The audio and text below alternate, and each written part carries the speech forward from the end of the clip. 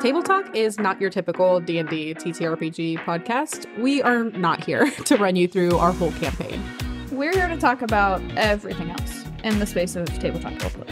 I'm your host, Alejandra Wilhelm. And I'm also your host, Mariah Gresham. And we're your tabletop roleplay girlies.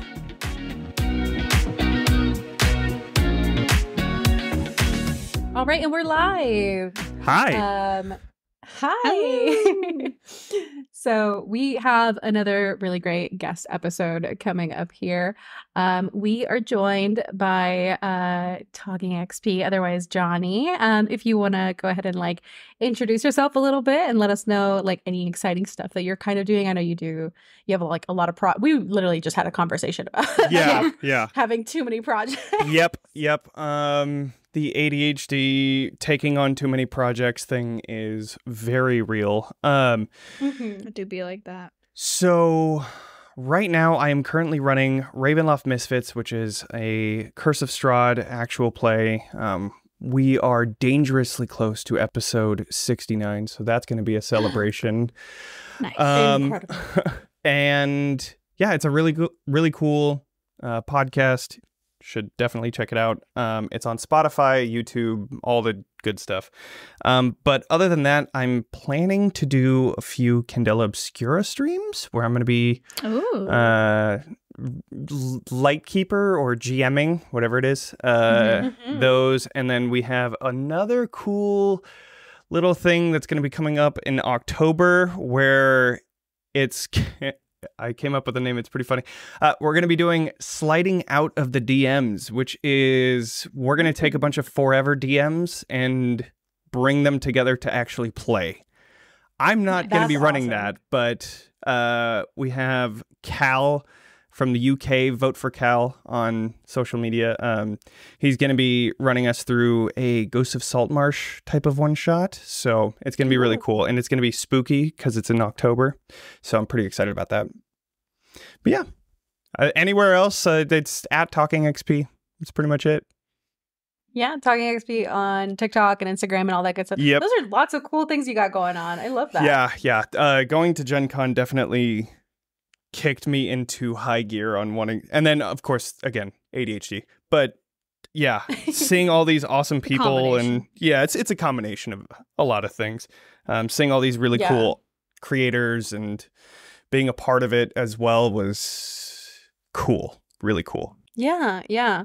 Well, this episode, we're going to cover a couple different things. We're predominantly going to be talking a little bit about imposter syndrome.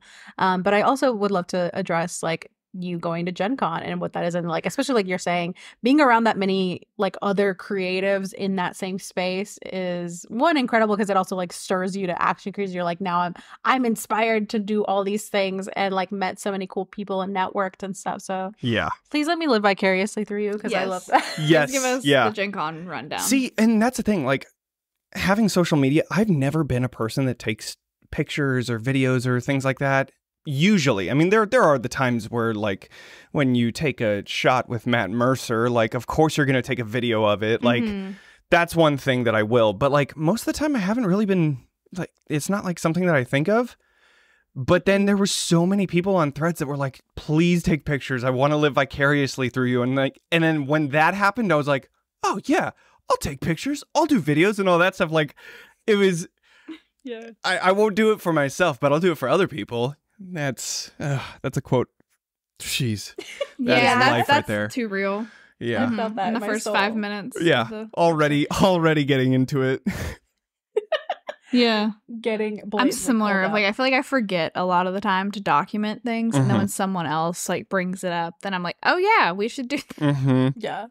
Yeah. I imagine that experience of you're saying, you normally don't take pictures, and then suddenly you're taking all these pictures and videos at GenCon, and you're am I an influencer? Right? No, and that's just wild to me. It's wild to me because I started back in, it was October 2020, so this was a COVID project that we had. And then it's just, TXP has just kind of morphed into something completely different from what we started with, which I feel is very similar to a lot of projects that just started during COVID. But it's changed so much that where I'm at now is so just wild to me. Yeah. I feel that so hardcore because like during COVID, I feel like everybody was like, "Hey, I have nothing to do, Right. and like I can't go to work, and so like a lot Can't of leave the house. can't leave the house. All I'm doing is being on TikTok, and then like you know the track starts kind of running on its own."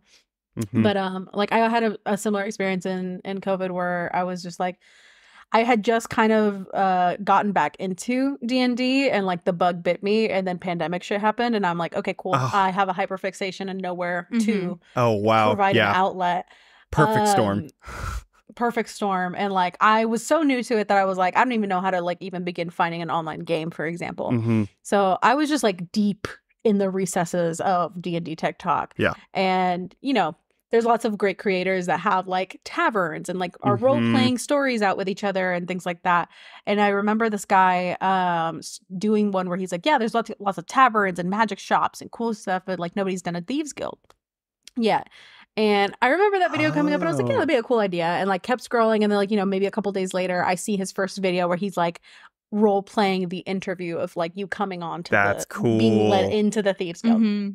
And the spirit possessed me. And I was like, I went from a creeper account to like side-eyeing my barbarian costume from Runfest and being like, am I going to do this? I have nothing but time on my hands. Sure would be a shame. Sure would be a shame. And so, you know, I got into like the full get up at like fucking 3 o'clock in the morning. Of course. As one does. Yeah. And you know, did a little video because I was like, listen, I got no followers. It's just like a fun for me, haha. Right. Whatever.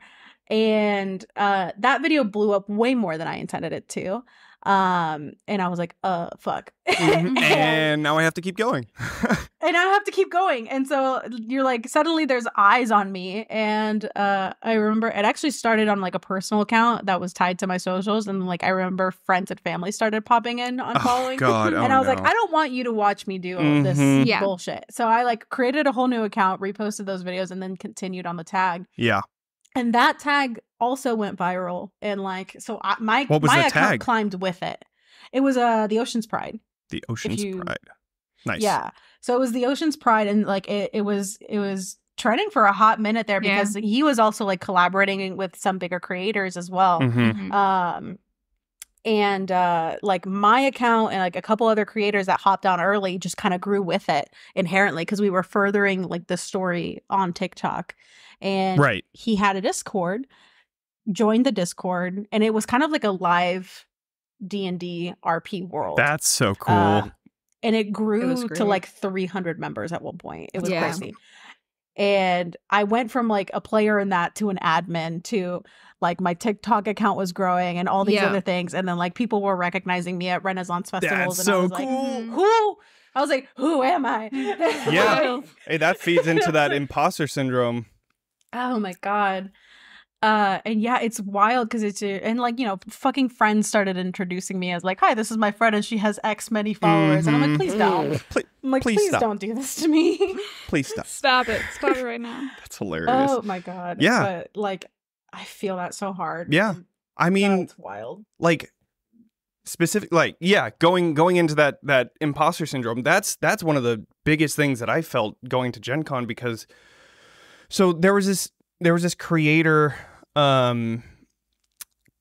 get together meet and greet thing for D&D, like Wizards of the Coast D&D, right? I got some email when I was going to San Diego Comic-Con like the 2 weeks before, and like I remember too, I was like walking around San Diego Comic-Con, which is fucking huge. Oh my God. Yeah. It was like I've been there. I haven't, but I can only imagine how big that is. It's crazy. It's like over 100,000 people all in one convention center area. It is insane. I think it was like 150,000. But yeah, I was just walking around, super tired by the middle of the first day, Thursday, and sat down, looked at my emails, and I was like, no fucking way. Like this has to be a scam. Like this isn't real, right? Yeah. And it's like D&D creators for the emails that they sent out, like the group. And so I was like, what the fuck, am I in this like group of emails? No way. look at it. It says meet and greet. And I was like, okay, this is pretty cool. Whatever. So I immediately RSVP'd. And then, yeah, I get there. And there's all of these like huge D&D people, like people in Wizards of the Coast staff, like Jeremy Crawford, Chris Perkins, Todd Kenrick is there. Todd Kenrick is really tall. Like, I'm 6'3". Holy shit, he's taller than I am. And I was like not expecting that. Yeah, I was not expecting that. That was crazy. Because he's always sitting down, you know, like you never really see how tall he is. Crazy. But it's so weird when you see people you've only known online in person. Right? Oh, yeah. Like, wow, what is this? And I have another wild one, but this I'll have hold on that. So yeah, there's all these huge people, and immediately when I walk in, I see, you know, like TikTokers that have 1 million+ followers, 100,000+ followers, and I'm like, I'm over here with 17.5K, and I'm like, I shouldn't be here.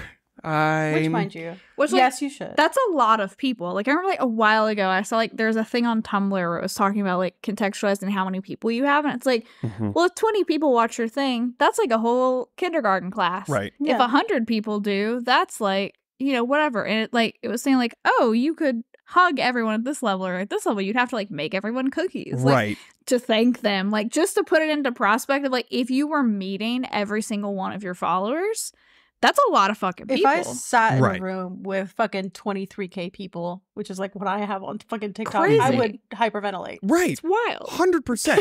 No, for But sure. it's so easy to like compare it to someone who has like a couple million, and Right. you're like, oh no, like I'm tiny. Exactly. And it's like, because I don't even want to do the math on how many times my followers is to 1 million, which was Macy Lynn. Like, oh my God, it's crazy how many. And so, yes, of course, I'm still rapping with the whole I deserve to be there thing, trying to get there, but feeling like I'm not was like the thing that was keeping me from talking to people. And I didn't want to be that person that just randomly walks up to a conversation and is like, hey, I'm Johnny, you know, like out of nowhere, even though it's a meet and greet. I was feeling awkward. I was feeling like everybody was eyes on me, like, who is this guy kind of thing. Yeah. It's like God. they all know each other and no Right. one's going to know me. 'Cause Exactly. I don't have enough thousands of followers for Right. like them to recognize me, and like Right. and, like reality, everyone is as awkward as you are on some level. And every single person that I met was so nice, like super nice and super, you know, welcoming and stuff like that. It's just like I've never met them before. And some of them I haven't seen before, but like when they gave me their username and I looked it up, it's like, oh, yeah, okay, you have 1.2 million. That's cool. All right. Here's mine, 17K. But one of the, so I was already feeling like that when I saw the creators there, and then fucking Brendan Lee Mulligan shows up.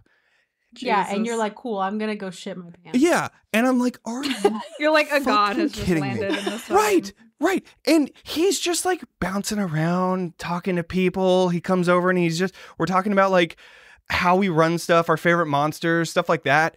And just crazy, you know, just in the conversation, it's fine because you're not, you know, you're talking and it's like whatever. But then he goes and bounces to another thing. And then I look around and I'm like, I still don't know anybody. Where do I go now? So I made several laps of just trying to find somebody that I might know. Yeah, that was crazy. Then Matt Mercer showed up and Oh. he is a lot shorter than I thought he was. Yeah, he's like 5'11", I think. Okay. Yeah. Okay. Yeah. He's fair. always sitting, and again, with the camera, you never really see how tall he is. I didn't know that, so I was like, oh, cool. But yeah, like I remember so vividly being at the bar, getting a drink, turning around, seeing him, and just turning the other way and walking away because I was like, You're oh my God. Like, this is too much. I'm not fucking prepared for this. The literal person that inspired me enough to like actually do any of this was standing right there. And I was like, just not not mentally prepared to see that, because here I am thinking, okay, 1 million followers, cool, that's pretty sweet. And then Matt Mercer shows up, and it's like, oh it's my like, God. a man who runs a corporation. Yeah. Right. For this shit And with his friends. I'm like, yeah. cool. Like everybody feels inferior. At that Right, point. right. I mean, the highest grossing Twitch account. Yeah. Ever, Like, yeah. And like my personal inspiration, the DM that I personally would love to be is like his style of, narrative and descriptions and all that stuff, right? Yeah, so Sound machine and human skin. Yeah. Sound machine and human skin. Toothy Maws and all that. Much more. It was just crazy. And I was like, I'm not gonna word vomit. I'm not gonna word vomit. And then I word vomited when I met him, because I would, that's just how it goes. It's like, oh my God, you're my biggest inspiration. I really hate, right? Like it just happened, because God, you can't really think when you're in those positions. It's crazy. Absolutely not. You lose all self-control a little bit. Like I can't even imagine, because like for me, like I have not watched like a whole lot of Critical Role, but like I am very aware of Matt Mercer's place in the world and how talented he is. Like for me, like Abria is my big one. Because she's the reason I got into it. Like she's the one that made that feel like accessible. Sure. Yeah. Actually just did like an entire episode about like for sure entering the space of D&D as a woman and like building the confidence to do so. Yeah. And like when like we talked about how like comparing ourselves to like Brennan or Matt Mercer, who are so good at like these voices and sound effects and all these accents and things, and like I used to get like self-conscious about playing male characters because I don't sound masculine. Right. And watching Abria DM, and like she doesn't necessarily like really do voices. Right. She does more like inflection and Yeah. gestures. Yeah. And I was like physicality. And I was like, oh, that clicked for me, and that made it accessible to me. That made me want to like pick up, the DM role, and like which is why we need more women. Yeah. We believe. And just different styles. Yeah, like the Abria, the Fae and Flowers campaign, and then watching, because I just started running Vampire the Masquerade, and watching Jason Carl run LA by Night and New York by Night, because he's similar of like he doesn't do voices. Right, but it just, he changes physicality or different things, and it works. And it's like both of them really helped make that mantle seem more accessible. And finding that style that works for you, and knowing that like there are different styles to DMing, and it is so easy to compare yourself to like the greats or whatever, and be like, I can't do shit. But also you have to keep in mind that like, they have years of experience under the belt. They're professional voice actors in some cases. They do this for their living. Yeah, and they have got a like bunch of money. production budget. Yeah, exactly. And like you got to give yourself a little bit of grace, to enter the space. Like everybody starts somewhere. Right. This is like a nights and weekends kind of thing. I'm working full time. I'm doing this as, a passion project. And we only have a limited amount of time before we have to go to bed and wake up the next day and work another 8 hours, and then whatever we have left to take care of the house, take care of, your pets. Yeah. Do just normal human things on top of the work that we do. And then now we're trying to find that small amount of time to practice our craft and build our passions. And I mean, I don't know exactly their situation, but they don't really have to do that very much. Like that is well, it's like their not, job. Like not anymore. Exactly. Certainly like they did, but it's like they're at a their point. job. Yeah, they're at a point now where they've built it up to where they can do what they love for a living, which is great. And I think the goal for a lot of us. But yeah, like they didn't start out there. Yeah. Right. It's this. I saw, but it's like we don't see that. Like you didn't see when it was just them in like someone's dining room playing early days Vox Machina. Exactly, right? But you saw Matt Mercer way in the beginning, like when they first started Vox Machina. I see a lot of what I do in the way that he used to run Vox Machina. It was originally, right? Yeah, like I'm original, like, oh my god, he wasn't like this the first couple arcs, like the Craghammer arc, and the Whitestone arc, especially like early days. Exactly, yeah. It's like, oh, he's not this demigod in this beginning campaign. It's he They got a lot of money when they first started, and he's like, oh, okay, I could just take a lot of time and put it all into this. Cool. Yeah. Like, it's something that we have to keep in mind, because you're right, comparing ourselves to them, like, it's great to be like, this is my inspiration, but at the same time, when we continue to compare ourselves to them, it's like, it's the Matt Mercer effect, where it's like, God damn it, I'm not that good. Yeah. Yeah. Yeah. And like that kind of makes me a little sad, because like I love watching Matt Mercer DM, and like it's so fun and dynamic, and like I adore Vox Machina. That's the one Critical Role campaign. I mean, I love all of them, but that's the one I've watched in its entirety, and like I know and will forever have a piece of my heart. And it's nice to see like the animated series bringing my friends and stuff into it. Yeah. They just can't commit to like the hundreds of hours of fucking I feel very specific content. Called out and attacked. Yeah, it's not just you. It's all of y'all. But like it's a lot, to be fair. I had a friend, he told me, he's like, oh yeah, just put it on while you clean, like, because we used to work together, and then that was the death of a lot of my free time there. But like, I don't know, I feel like it's so important to be able to separate enjoying something as a consumer and then also allowing it to be a source of inspiration for you without weaponizing it against yourself. And I feel like that's what's turned into like the Matt Mercer effect, and people and just like that whole crew kind of catching a lot of flack. And it's like, well, you have to remember, like, one, like, they're voice actors professionally and they've played together for a long time. And it's like, you don't have to play like them. There's a million different ways to play. And they all play well together. That's the thing too. Like, not everybody likes Matt Mercer's type of DMing. It's wild that all of them are still just so in sync. And that's one of the things that, like,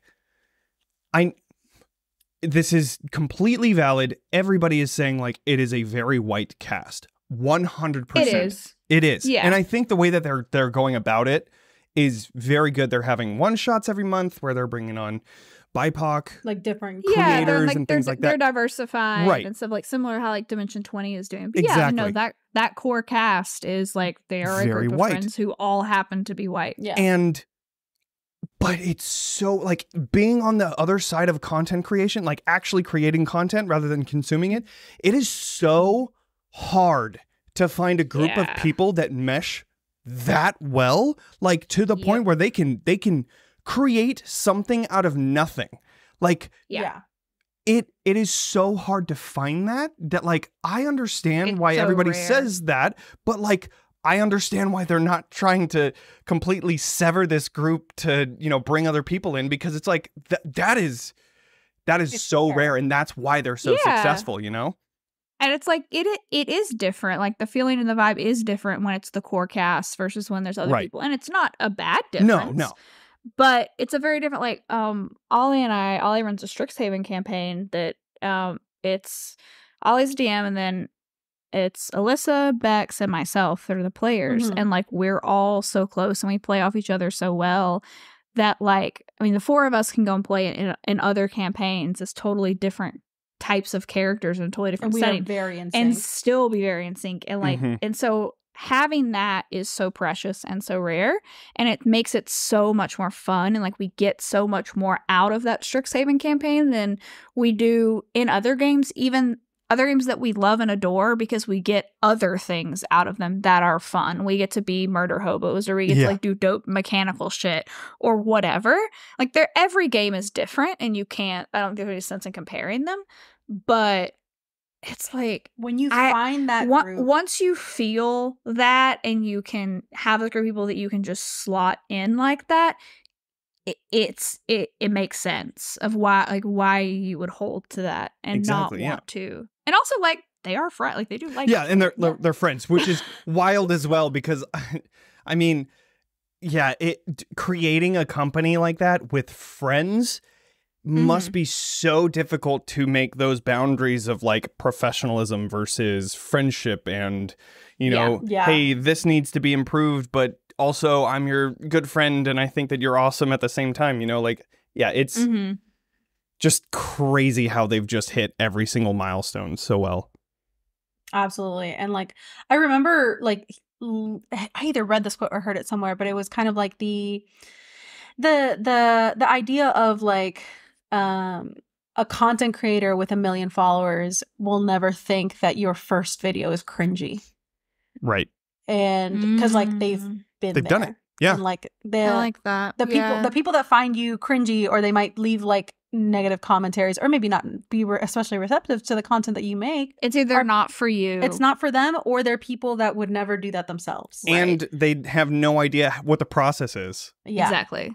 It's like if you're willing to put yourself out there and do it, then you understand that it's like everyone's a little rough to start with. Yeah, but also and it's a process. Keeping that perspective of like once my account grew, like there's definitely times where I had like the feeling of imposter syndrome when there's accounts bigger than me that I idolize, and then realizing that those people know who the fuck I am. Dude, yeah. And like that they enjoy my content. Right? Like, I remember there's a like Quincy's Tavern was one. Quincy's Tavern That's was one. Sick. Yeah, and then like Alec the Bard. Mm-hmm. He and I would just like chill on Discord sometimes, and That's I'm like, cool. who am I? No, Alec the Bard is sick. He was part of the group of people that took a shot with Matt Mercer. Yeah, oh, yeah. I love them so much. And I know like one time I remember there's this cosplayer, Shina Riso, who does a lot of really amazing, beautiful cosplays. Mm-hmm. I'm very queer, very gay for her. Mm-hmm. She's Good. like one of the most gorgeous women in the universe to me. And I cannot consume her content fast enough. Mm-hmm. Like, give it to me now. I remember like she made a video one day that was like a mashup of content creators that she like says inspire her, or she like enjoys their content and stuff. Mm-hmm. And I was like, No oh, way. that's nice. And then like I went about my business, and then somebody tagged me, and it was like, hey, you're in the video. No and I way. Like, I'm sorry. I like what? rewatched it, and I was like, I'm gonna go scream. Nani?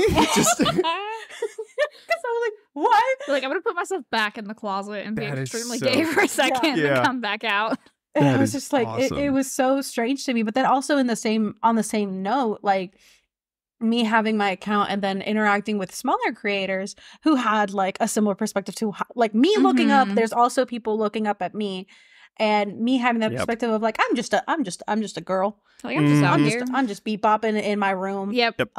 With some silly cosplays, but like they admired me, and that was a very genuine moment. And I like keeping that perspective of like there will always be people that are better than you in every, or people that are further along in not the even process. better. Not better necessarily. I mean, but like there are people who are always people who are more skilled than you, Right. Yes. or more of an expert in any given field than you. Yeah. But yeah, like it gives you room to grow into like Exactly. where they're at, and there will always be people below you that admire the progress you've made and want to reach your level, and that also deserves like a level of its own recognition. Yeah. 100%. Yeah. Yeah, like Todd Kenrick was like, "Oh yeah, you I've heard your Curse of Strahd campaign." I was like, "Huh?" Like, I'm sorry, what? Yeah. Yeah. I was like, "You're Motherfucker who helped make this game that I was playing." yeah. Like, I'm No, sorry, I think what? I was like, I think I actually like almost spit taked, and I was like, "Are you fucking kidding me?" Like, Yeah. I think I Like, actually said that. He was require like, "Yeah." smelling salts. Yeah, no, it was that it's wild when that kind of thing happens. And I think that's one of the things that I want to do when if I continue to, gain more friends that follow me and things like that. I think that's one of the things that I want to do is like recognize that sure, here I am, but like there's so many people that are doing way better work than I am too, but they just don't have the followers to show it. Like, hey, keep it going. You're doing great kind of thing. Yeah. Yeah, and just it helps. Like, it's so fun, interesting to do that, especially as we've been talking to people to have guests that come on the podcast, because this podcast is relatively new, and we've seen like an awesome amount of traction so far. I mean, that's With been not a whole lot of social media. that's been so incredible and like lovely and validating. And it's like, it's one thing of like, we think we're funny, but if other people think we're funny and enjoyable to watch and are cool to just listening to us bullshit for an hour, like that's there's something there that's really fucking dope. Yeah. But when you can partner with other people, like wherever they are at on their journey, whether they're a bit further along Bigger than or you smaller, or they're smarter. yeah. Like, it helps knit that community together even tighter, and it helps you feel a part of the community even more because you're getting to know these people and as creators and not just their brand. Right. And it's just so cool. For me, like, that's something that I've definitely kept, like, being very passionate about because, like, I remember doing my own content creation and, like, I owed a lot of growth to when bigger creators wanted to just collaborate with me because they thought what I was doing was cool when I had, like, not that many followers at all. And I love being able to share that. And even though we're small, like, I have big aspirations. I love this passion project. Absolutely. And I want to keep that tone of, like, being able to help raise other creators and bring awareness to the content they create if we genuinely enjoy what they're making. Because, you know, people support you, you want to support other people. Exactly. Like, and across the board of, like, content creators, people that are writing their own TTRPGs. Like, we just went and supported Perils and Princesses. That which sounds is, like, awesome. A TTRPG, like, based around storybook princesses. That's so cool. And, like, you know, me and the creator started, like, DMing, and he gave me, like, although I already supported the project, but he gave me early access to it so that we could play it and, like, shout it out and stuff. So, like that's a big passion of what, like, I want to instill in, like, this podcast and make sure that we're, like, across the board helping other people grow as much as we're growing ourselves. Yeah, right. Absolutely. Yeah, and a little more on the selfish side, but, like, as you're creating content, as you're growing, and you continue to connect with these people that may not have as many followers as you do, those people will feel some sense of, like, deeper respect reciprocity. Right, yeah. You'll have a deeper connection with that person, and they will follow you till the end because of what you've, like, just even, like, if I have 17,000 followers and I bring on someone who has 100 because I like their content, they're going to be like, oh my God, this is awesome. Thank you so much. And they're going to be, like, a hardcore follower hardcore fan. Right, exactly. Because that's one of the other parts that, like, is so important, is that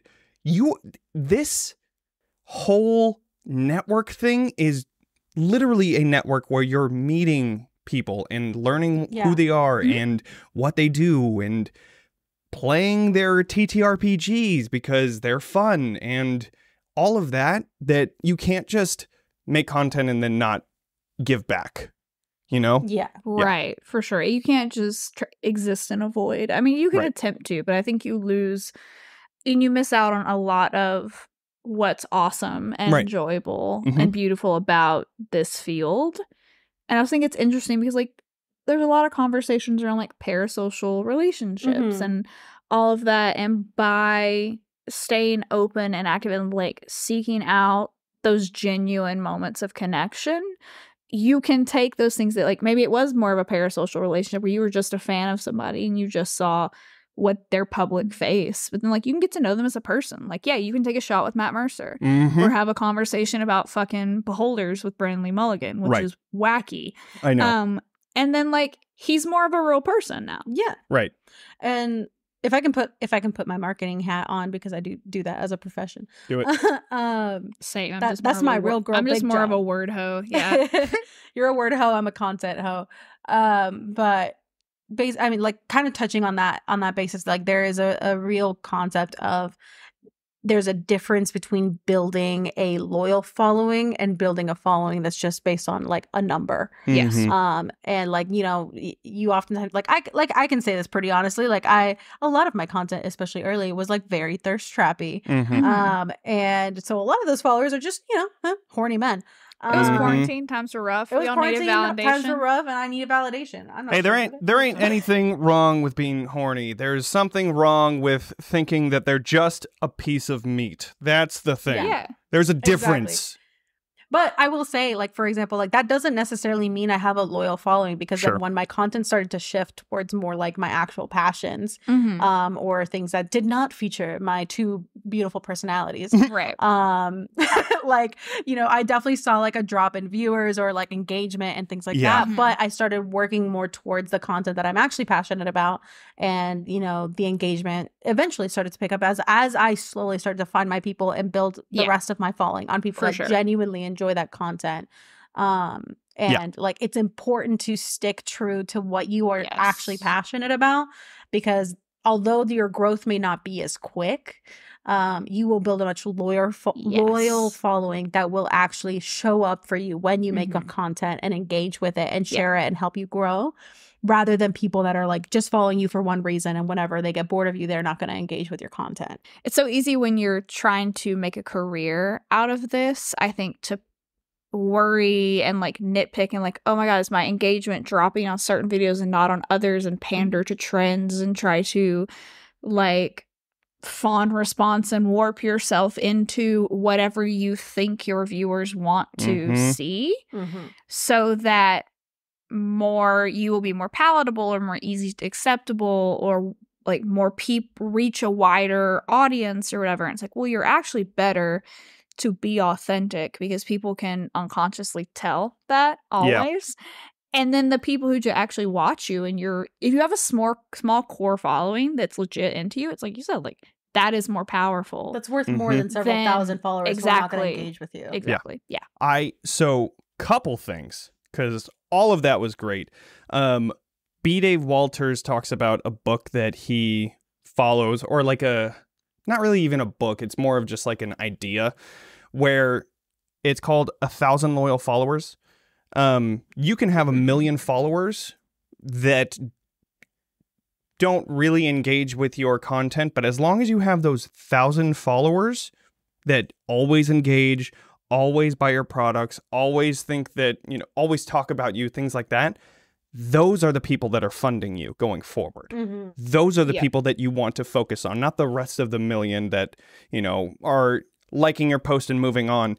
It's the people that truly care about your content and will die on the hill for you, kind of thing, right? Yeah. So that's one thing to keep in mind too, is that like, just because you have a number doesn't mean that you have, those 1,000 loyal followers. You want to make sure that you're focusing on those people. Second thing was talking specifically about when you were saying that you kind of shifted your content. Somebody actually was DMing me over TikTok about that and showing their frustration with the fact that like they were making memes and stuff like that, getting to like 20K from just those short content things of like, those templates, and then you put like a situational text on it, and then you're like, haha, that's funny, and then you move on. Yeah. So now this creator is trying to move more towards, hey, this is a cool character that you can use. Hey, this is a cool BBEG that you can use. Hey, this is a cool campaign idea that you can use, right? And their views dropped significantly from thousands of views to hundreds of views, right? And that's the thing, is that what you were saying, you have these followers because you were making memes. You were making 4-second videos that were like, ha, awesome, like, move on. Now you're making things where people have to watch more than those 4 seconds, and those same people may not be into those same or those different types of content. However, moreover, that's pretty much like you are building a following again. Like all of those 20,000 that you have, you're pretty much not really starting from zero, but you're definitely not starting from 20K like you have right now. It's more like maybe 1,000. So you have to keep in mind that these people are not all going to be interested in this new content. However, while you're making this content, if this is what makes you happier, that's what's most important. Because I remember when I started making TikToks, I was posting every day like all of those social media managers tell you, which, by the way, don't fucking do that. Do I'll tell it. myself that when I don't make memes for our fucking Instagram. Right. I mean, memes are one thing. There's a lot less what's the word? Lot less like labor. Like emotional labor, like actual labor of like filming and then editing and then putting on the captions and stuff like that. There's a lot less goes into it, but the thing is that I was making I was bulk editing, bulk recording, and then I would do one a day, right? So it would go through the week. Friday I would bulk, and then all the week I would have at least one per. But the thing with that is that I was dreading every time that I had to do it because it was like, oh my God, I have to do it again. It was good to a certain extent because I got to where I am now, but I burnt out. Not fun. Exactly. I burnt out. Enjoying I stopped making TikToks for like months because it was something that I just didn't enjoy doing anymore. And that's the thing that you have to really focus in on is what is your motivation for doing this? Is it the followers that you get? Is it the validation from that? Is it the validation of getting likes in your notification box? Or is it making this content and liking the product, the creation that you make? Is that the most important? You need to figure out what your motivation is, if it's external or internal, and then follow that. There's nothing wrong with having external validation being your motivation. That's totally fine. The only thing that to keep in mind is that when those views start tanking, you will be losing your motivation going forward. If you have an internal, tie your self-worth to your metrics, right? Because it's that out. It's giving other people, it's same as tying yourself worth to like another person, right? Right. If you connect it to that outside force and it's not you doing what you love and sharing that, then you are always at the whim of even like your audience and their response, but also the algorithm that may not show your video. Like there's a ton of people I follow on TikTok that I like they'll come up on like my following page and I'm like, damn, where have you been? And like they've been publishing stuff the whole time. I just haven't seen them. Yeah, the algorithm is a fickle mistress and it's wild and untamable. Yeah, so it's like if you're not doing it for you and you're not finding joy in the process, then I don't think it's sustainable. Right. Like I am also a big quality over quantity proponent. I do that in my adult content marketing job that I do all day, and like we definitely have talked about that too, where setting this up in a way that is going to be sustainable and enjoyable for us is very important. And like sustainable meaning like you can do those everyday posts and you will make a lot of progress. You will, because you're posting more often, you're getting more views, people are seeing your account over and over and over again. But put an end on that everyday posting thing. Like say, do like a 30-day sprint, right? Or like something where it's like month sprint. Exactly. Like the Drawtober challenge where you draw every day for that, like, or NaNoWriMo or something where you write a certain amount. Like, take some approach like that and set a challenge for yourself with your content creation, which is actually a good idea now that I'm saying it, especially as we go into like fall time with all the spooky themed challenges. Just rapidly writing it down right now to remember. Yeah, but like I actually like I'm gonna do that now. We'll both do it and then we'll like message how it goes. You and me ending this call and having a whole little meeting. Yeah, right. Yeah. Like these can be our things.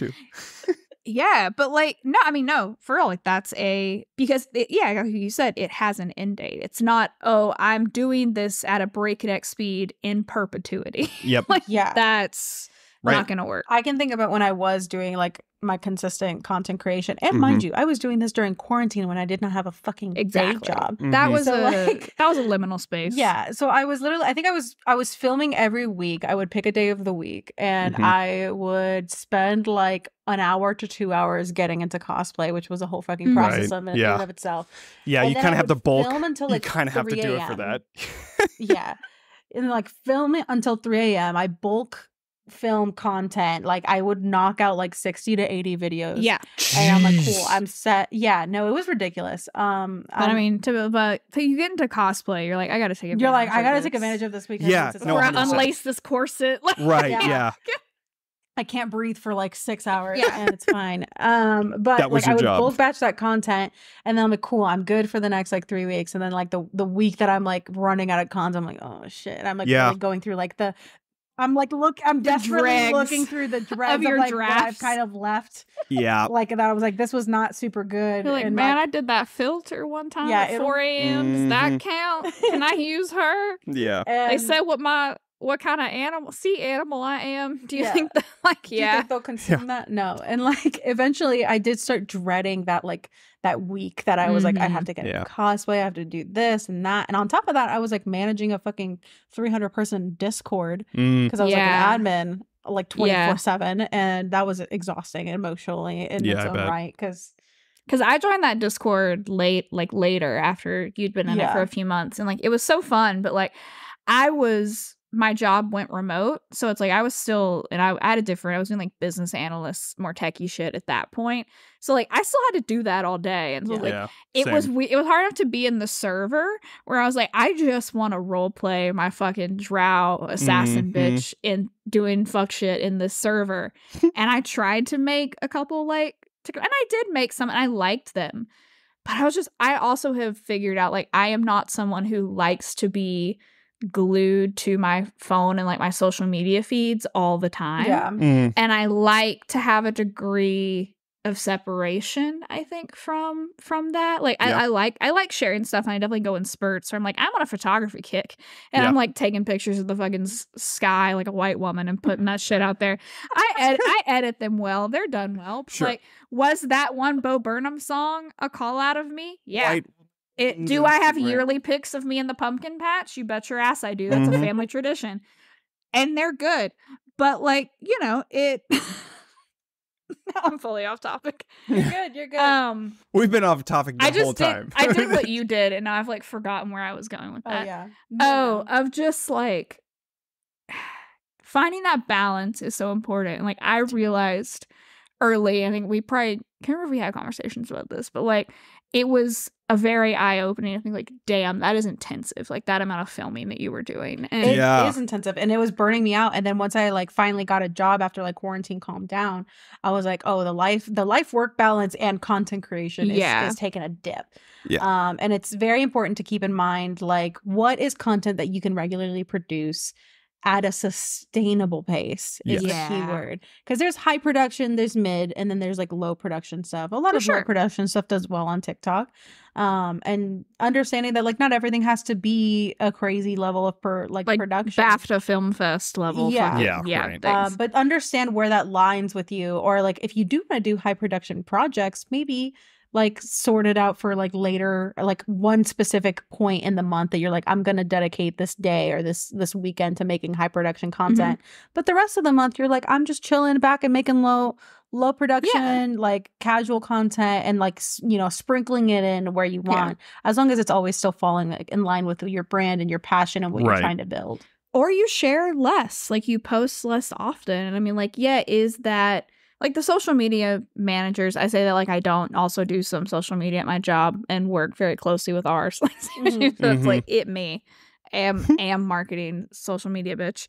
But like that advice is there for a reason, and it's honest, and like if you the more you publish and that feeds the algorithm and that gets your name out there, like there's a reason that advice is consistently given. But if you're like, man, I want to make like those TikTok accounts that are like cinematography. Like it's like, this is, y'all are out here with like a Red 9 and a drone and a fucking dream and making like film festival quality stuff. If you want to do that and you're like, I only want that to be my page, like I don't want to sully my page with like my nonsense, then that's your brand, that's okay. But like if you need to like space out those posts, I think that's okay. Like, you're gonna grow slower, but again, it goes back to what you said of like, if you have that core following, they're gonna be okay with that. And that doesn't necessarily mean that you're gonna grow slower. I mean, if you have a badass fucking video, you can get a 1,000 followers, even more on just one video. Honestly, like if your content is really, really good, like you could get viral out of nowhere, right? I mean, I can't even remember. Social media is so weird. It really takes one viral video and you're like in a fully different stratosphere. I mean, I remember what was my first viral video was something like, it was like a shit post too. It was like it always is. It always is. It was there was that viral trend that was going around where it was the like stupid things that my husband said to me, and then it was like you were dancing while the light filter was going on, right? And I was like, things that DMs say to scare the shit out of their players, right? And it was just like, make a perception check. Are you sure? You know, all of those like basic things that everybody knows, right? Right, exactly. And that went like 500,000 or something like that. And then I was getting a bunch of followers from that. I was like, oh my God, this is crazy. I think that was when I broke 10,000. And then I started making Roll20 videos and all that stuff. But like, my first million was also a shit post. It was like, it's wild that one video can just change everything. And it is even more important that that one video that can change everything when you are doing that. You're making content that takes 2+ hours to make sure that it's, you know, just right and the color is right and it's really high quality. Yeah, and it's like, because one video can change everything, making sure that like you are being authentic and true to yourself, and you're prioritizing publishing content that you love, because you don't know what that which one is going to be put on the spotlight for the world. Sometimes you might fuck around and be on some chameleon shit and post something like, this isn't really me, but I'm going to do it. And sure as shit, that's the one that'll go live. And then people are like, oh, they're this person. It's like, well, actually, I'm not. And this is awkward here now. In this dimension. Yeah, and it happens to so many people. And it's like, it's so easy to do and relatable because of a lot of things. I won't get on like how we tell, like, condition people to not value their own self-worth and like tie that up with numbers. Like, we won't even get on that soapbox because that's another 2 hours. But like, it's sorry, I'm chronically ill. I'm coming off a POTS flare, so sometimes my brain just stops working midway through a sentence. And I'm like, I don't know where that sentence was ending, but it's done now apparently because I have no thoughts in my brain. That's Michael happened a couple times this episode. Yeah, the Michael Scott, where it's like, sometimes I start a sentence without even knowing. And then, like, it cuts to him, like, whenever you are, like, by never, always, and, like, just kept on using those, like, starter sentences. Oh, God, it was so funny. Anyways, that's exactly what it reminded me of. Yeah, I think in general, like what you mentioned, it's like, I definitely related to the fucking, like, it's the content that you don't expect. And like, you know, there's those days when I would spend all that fucking time and effort and hours of like getting into the outfit and the whatever, making a shit ton of content. Then there's days where I was like, I actually dedicated enough time to like make like something a little bit more cinematic or whatever. And it does shit all. Yeah. You get 200 views. And then it's the week that I'm like, I don't feel like fucking getting in cosplay. I'm just going to make content as I am. And it's like shit posty, whatever. And then that's the shit that starts going viral of me, like just in my hoodie doing some random like shit. Smash or Pass Pixar animals. Like, and that's like, the one that goes. And you're like, well, that's there forever for the internet to enjoy. But like it is a game of like, specifically like if people are looking to make content on TikTok, I'm always like, make whatever makes you feel good. And then the views will come. And as long as you're like somewhat consistent with it, you know, even whenever the algorithm is being a bitch and you're like, I'm only getting like 100 or 200 views when I have this many followers or whatever, like just stay consistent with it, because eventually you'll get out of that, or like one of your videos will break. And it as long as you're consistent, like the growth will come. But it's like anything, like if you're trying to pursue it as a passion or as a potential business, or you're trying to build it to whatever, you know, even when you start a business, it takes 3 years for you to even like start seeing making growth. any money. Absolutely. And like I think it took me a whole year of posting consistently, and everybody grows at different rates, because somebody could go viral in a much different way than you do. And like they gain a fucking million followers overnight for, I don't know, a meme. And like, and everyone's circumstance is different. And it's like everyone's at a different place where it's like, like most people are working part-time jobs and doing this like in the margins that they can scrape in out of work and life and taking care of themselves and other people and all of that. And then it's like some people like, they have freedom to do this full time at that moment. Or like, it's something like you were for a bit in quarantine where like that was your hyperfixation. Yeah, I had nothing but time. And that was a dope period where you were able to pour a ton of energy into it. But like, and you never know. I think it's always interesting because like it's easy to see, and kind of going back what we were saying with Critical Role and everything, it's easy to look at like someone that's at whatever you're viewing as like a pinnacle or a higher place you're at and being like, this is insane. But like, you didn't see all the shit that led to them getting there, and all the ideas that went off half-cocked and failed. And like, yeah, you didn't see any of that because that didn't go viral. Yeah, exactly. But it exists. It does exist. And like, if you like I think I also like going back to how you mentioned like you watching like Critical Role's early content and being like seeing a lot of what you're presently doing. Everybody always starts somewhere. Going back to watch, like I would recommend, if you've watched the like Vox Machina animated series and you liked it, like go back and watch even just that, like parts of the Whitestone arc, their streams. Yeah. Because it's so cool to go back and see, because now like it, and I had the difference. They got a set, they got lighting, they got what it's like fucking Dimension 20s in a dome.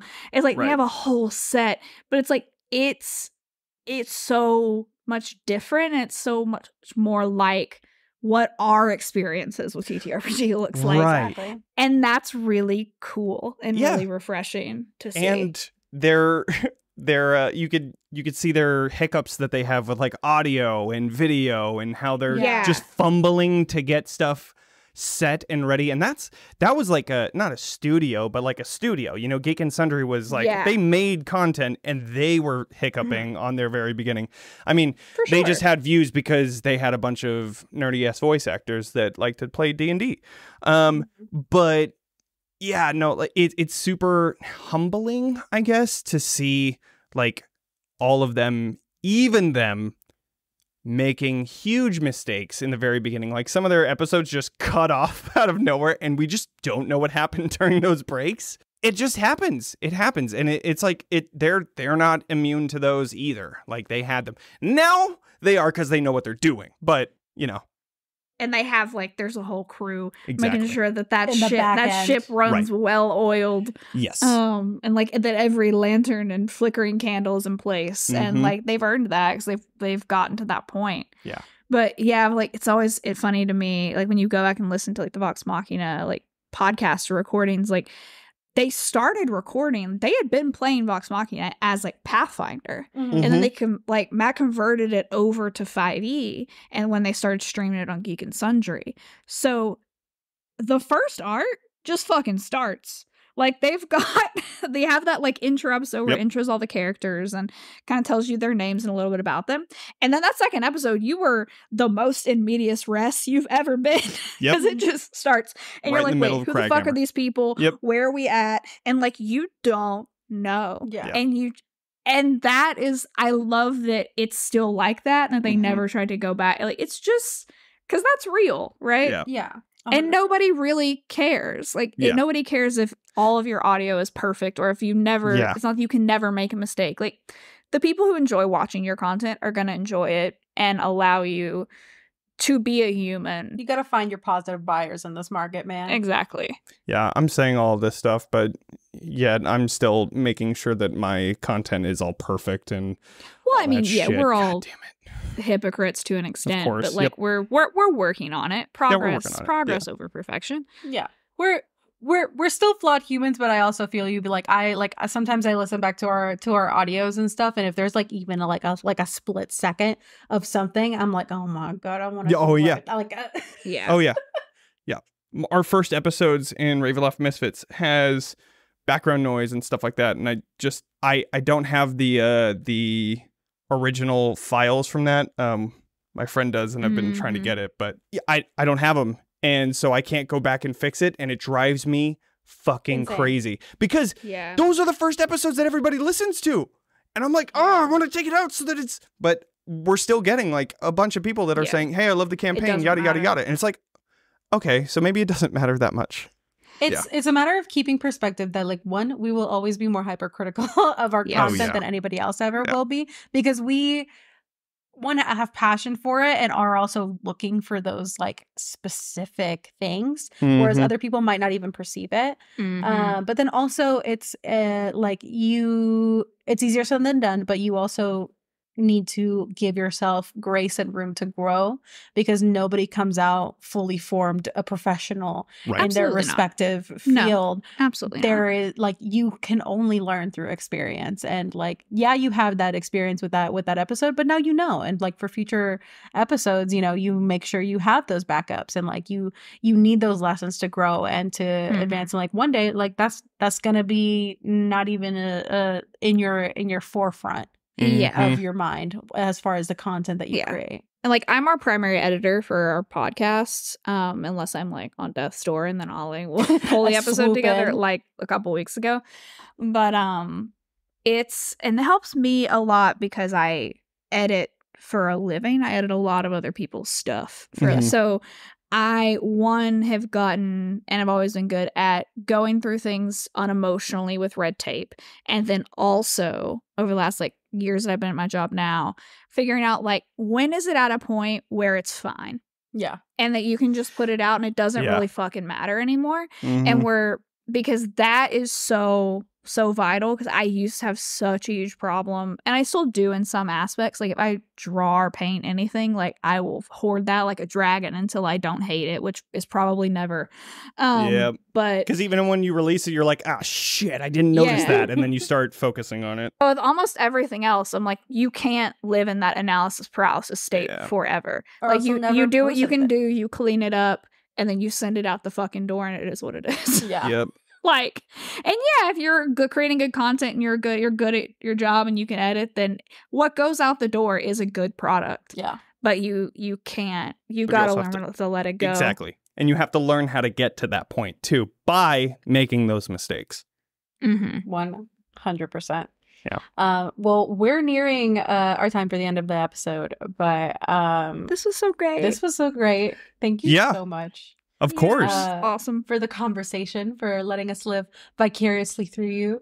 Of course. GenCon recap. The GenCon experience. But then, you know, it's been a lovely time. And like I was so excited for this conversation with you, because when you were like imposter syndrome, I was like, yes, please. I feel it. God, like one imposter syndrome already, and then that you had just been to GenCon. And I'm like, I need the tea. I need the tea specifically from you. Yeah. But yeah, thank you so much. Definitely go follow TalkingXP on all your socials, and as well as like all those exciting projects that you have, like the Curse of Strahd.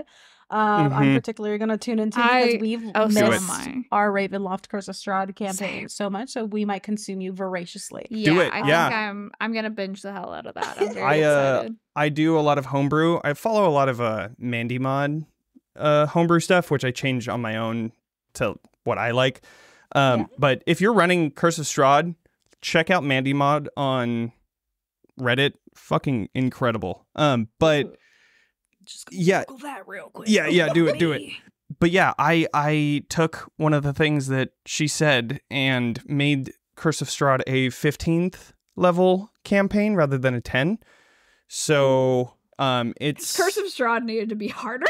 Yeah, to be a longer meat grinder. Yep, I increased everything that Strahd has, and it is going to be incredible. We're nearing the end of the campaign here pretty soon. I think they're level 11 right now, and I am so stoked for the end of it, because we're approaching a wedding, and it is going to be fucking awesome. That's all I'm going to say. We miss our Daddy Strahd content. I'm going to go fucking consume that. Do it. Yeah. I'm just going to follow Mandy Mod. Thank you so much for coming on. Yeah, of course. And yeah, just soft reminder, it's just a game. It's not that serious. And definitely your content creation is also not that serious. Do what makes you happy, and eventually it will build. Have faith and it will build. Well, thank you so much. And take care, and we'll see y'all next time. Bye. Bye. Table Talk is a podcast brought to you by Mythos Media Productions, bringing you a new episode every Wednesday, wherever you get your podcast. Find us on Instagram and TikTok at Table Talk RPG, or check us out at our website, mythosmediaproductions.godaddysite.com. All business inquiries can reach out to us via email at info@mythosmediaproductions.com.